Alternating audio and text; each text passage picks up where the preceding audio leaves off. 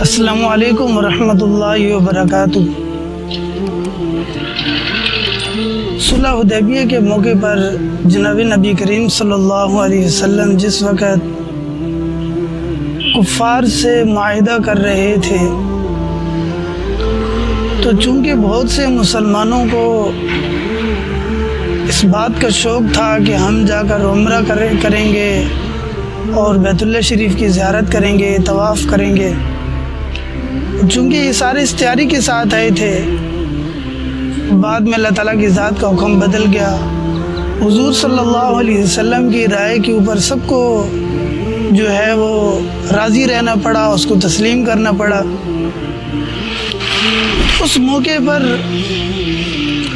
مسلمان تھوڑا دو رائے کا اور تھوڑا سا اس بات کے اوپر ان کو یہ سوچ آئی کہ یوں نہیں ہو جانا چاہیے تھا، ہمارے پاس قوت تھی، طاقت تھی، ہم جا کر لڑائی کرتے اور فتح کر کر مکہ کے اندر داخل ہوتے۔ اسی موقع کے اوپر کچھ منافقین ان مسلمانوں کو بہت زیادہ ابھارتے، ان کو وہ خراب کرنے کی کوشش کرتے رہے۔ تو آپ علیہ الصلوۃ والسلام ان کو سمجھاتے، کبائر صحابہ، بڑے صحابہ جو تھے وہ ان کو سمجھاتے رہے کہ ضرور اللہ تعالیٰ کے فیصلے کے اندر حکمت ہوگی، اور اس کو پھر دنیا نے مشاہدہ دیکھا، اور اس واقعے کو بنیاد بنا کر آج تک اس سے امت جو ہے وہ فائدہ حاصل کر رہی ہے۔ گزشتہ 1-2 دن پہلے پاکستان اور سعودی عرب کا آپس کے اندر معاہدہ ہوا ہے کہ ایک دوسرے کا دفاع کریں گے، اور ایک ملک کے اوپر اگر کوئی حملہ کرے گا تو وہ دوسرے ملک کے اوپر بھی تصور کیا جائے گا،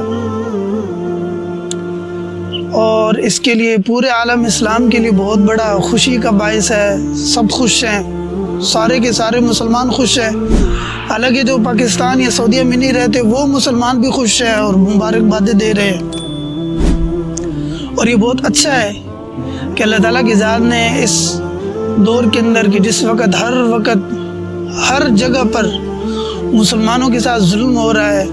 مسلمان کو محروم کیا جا رہا ہے، اس موقع کے اوپر یہ پیش رفت بہت اچھی چیز ہے اور یہ ایک بنیاد بنی ہے۔ اللہ تعالیٰ کی ذات اس کے اندر مزید برکت نصیب فرمائے اور ان دو ممالک کو استقامت نصیب فرمائے، مزید ممالک کو اس کے اندر داخل ہو کر قوت بنانے کی اللہ تعالیٰ کی ذات توفیق نصیب فرمائے۔ ہمارے لیے خوشی کا باعث ہے کہ ہمارا ملک ہے، پاکستان ہے، مسلمانوں کا ملک ہے، اس کی افواج کہ جس کے اوپر ہمارا فخر ہے، دنیا کے اندر تسلیم شدہ ہے، وسائل کے اعتبار سے سب سے زیادہ کمزور ہے، لیکن اللہ تعالیٰ کی ذات نے دفاع کے لیے ایسی قوت اور ایسی ادارے اور ایسی فوج عطا فرمائی ہے کہ پوری کی پوری دنیا اس کے اوپر نظر رکھتی ہے اور خواہش کرتی ہے، حتیٰ کہ کافر ممالک بھی ہماری اس ادارے سے اور یہ جتنے بھی ہمارے خواہ فضائیہ ہوں یا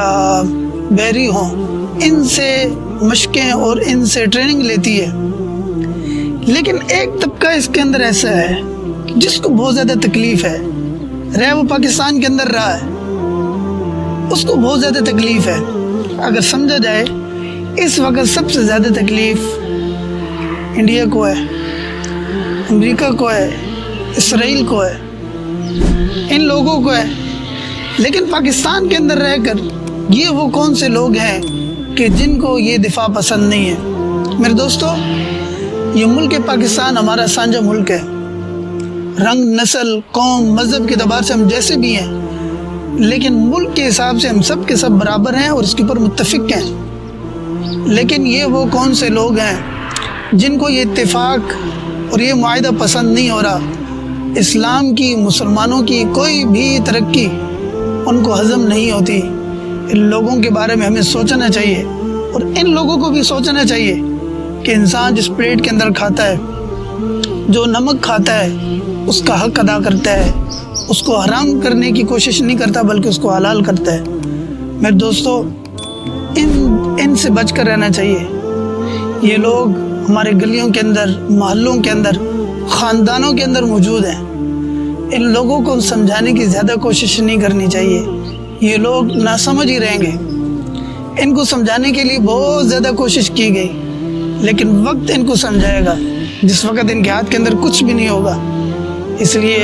اللہ تعالیٰ کی ذات اس امن کو، اس معاہدے کو قوت نصیب فرمائے،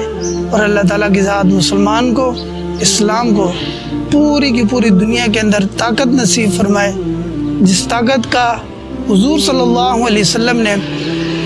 صحابہ کرام رضی اللہ عنہم اجمعین نے ہمیں وعدہ کر کر بتلایا تھا کہ جو آدمی اس کے اوپر چلے گا اللہ تعالیٰ کی ذات اس کو دنیا کے اندر بھی سرخرو کریں گے